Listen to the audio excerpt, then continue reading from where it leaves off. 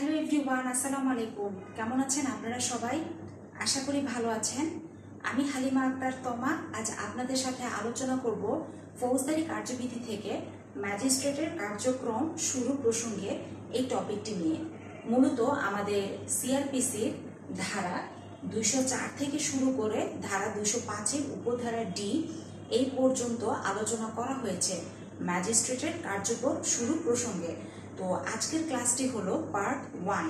তো চলুন আজকের আমাদের ক্লাস পার্ট 1-এর মূল ধারার মূল আলোচনার দিকে এগোনো যাক। প্রথমেই ধারা 204, এখানে বলা আছে সমন বা পরোয়ানা ইস্যু। মনে রাখবেন যে অভিযোগ আমলে আনয়নকারী ম্যাজিস্ট্রেট তিনি যদি সিআরপিসির দ্বিতীয় তফসিলের চতুর্থ কলামের প্রথম পর্যায়ে মনে করে যে সমন পাঠানো যেতে পারে, তাহলে তিনি যেটা করবেন যে সংশ্লিষ্ট ম্যাজিস্ট্রেট তিনি সমন ইস্যু করবেন। আবার যদি এই ম্যাজিস্ট্রেট তিনি যদি মনে করেন যে প্রথম পর্যায়ে পরোয়ানা পাঠাবেন, তাহলে তিনি পরোয়ানা ইস্যু করতে পারেন। এখন কথা হলো, এই যে পরোয়ানা ইস্যু করা হবে, তো এইখানে যদি কোনো ফি প্রদান করার মতো হয়ে থাকে, তাহলে যেটা করতে হবে যে এই নির্দিষ্ট একটা সময়সীমা দেয়া থাকবে। তো সেই নির্দিষ্ট সময়সীমার মধ্যে ওই ফি প্রদান করতে হবে। যদি ফি প্রদান করা না হয়, তাহলে যেটা হবে যে ম্যাজিস্ট্রেট নালিশ খারিজ করে দিতে পারে। তো এই হলো আমাদের সিআরপিসির ধারা 204। তো এবার চলে যাচ্ছি পরবর্তী ধারা 205। এখানে বলা আছে যে ব্যক্তিগত হাজিরা থেকে রেহাই। আচ্ছা, যারা নিয়মিত কোর্টে প্র্যাকটিস করে থাকেন তাদের কাছে এই 205 ধারা খুব পরিচিত। তারপরও সর্বসাধারণের জন্য আমি আপনাদের কাছে তুলে ধরছি 205 ধারার বিষয়টি। এটা হলো, মনে করেন কোনো একজন ব্যক্তি, তার নাম হচ্ছে মিস্টার এক্স, তার নামে একটি মামলা আছে কোর্টে। তো মনে করেন আজকের দিনটি হলো এই যে মিস্টার এক্স তার কোর্টে হাজির হবার দিন। এখন যেটা হয় যে যখন আসামিকে কোর্টে হাজির করা হয়, হাজিরার ডেট থাকে, তখন কিন্তু বিজ্ঞ আইনজীবী একটি দরখাস্ত লেখে কোর্টের কাছে। দরখাস্তের মধ্যে এরকমই বর্ণনা দেওয়া থাকে কোর্টের নাম, মামলার নম্বর, ফরিয়াদি পক্ষ, আসামি পক্ষ, আসামির নাম উল্লেখ করে যে অদ্য রোজ তারিখে আসামির হাজিরা প্রদান করা হলো। এরকম জেনারেলি এরকম থাকে। এখন মনে করেন এই যে মিস্টার এক্স সে হাজির হতে পারছে না, তার কোনো একটা বিপদ হয়েছে বা কোনো একটা ভ্যালিড গ্রাউন্ড আছে, সে আজকের তারিখে সে কোর্টে হাজির হতে পারছে না। তখন যেটা হবে যে মিস্টার এক্স তার যে বিজ্ঞ আইনজীবী, যে আইনজীবীর তত্ত্বাবধানে আছে তার এই মামলাটি, মনে করেন অ্যাডভোকেট ওয়াই হলেন মিস্টার এক্স এর আইনজীবী।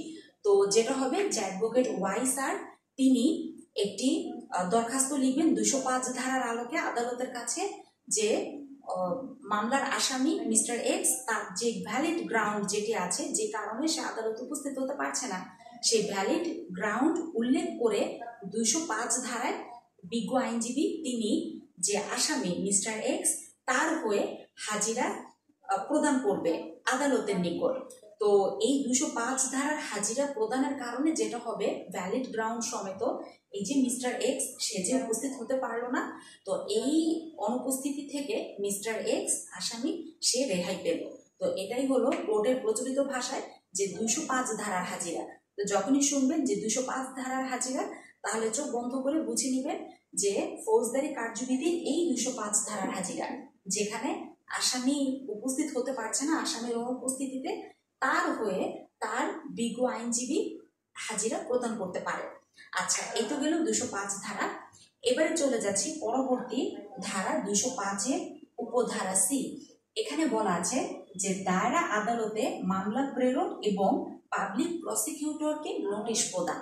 আচ্ছা, এই 205-এর উপধারা সি মোতাবেক মনে রাখবেন যে মনে করেন যিনি আসামি মিস্টার এক্স সে হচ্ছে আসামি, এখন তাকে ম্যাজিস্ট্রেটের নিকট হাজির করা হয়েছে অথবা তিনি স্বেচ্ছায় ম্যাজিস্ট্রেটের নিকট হাজির হয়েছেন, সর্বোপরি মামলাটি বিচার করার জন্য প্রস্তুত।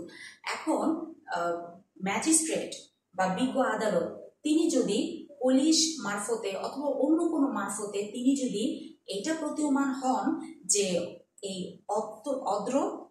অত্র মামলাটি, এই সংশ্লিষ্ট মামলাটি এই আদালতে নয়, এটি দায়রা আদালতে বিচার্য, তখন যেটা করবেন যে সংশ্লিষ্ট ম্যাজিস্ট্রেট তিনি এই মামলাটি এবং এই মামলার যাবতীয় কেস রেকর্ড সবকিছু তিনি দায়রা আদালতের নিকট প্রেরণ করবেন।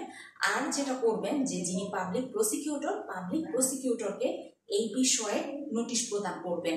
তো এই হলো আমাদের ধারা 205-এর উপধারা সি, দায়রা আদালতে মামলা প্রেরণ এবং পাবলিক প্রসিকিউটরকে নোটিশ প্রদান।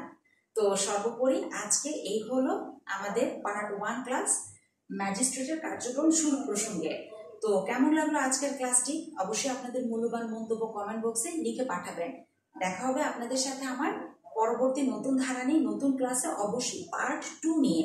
আজকে তো মাত্র পার্ট 1 আপলোড করলাম, পরবর্তী ক্লাস রেকর্ড পার্ট 2 এই টপিক সংক্রান্ত আপনারা পেয়ে যাবেন।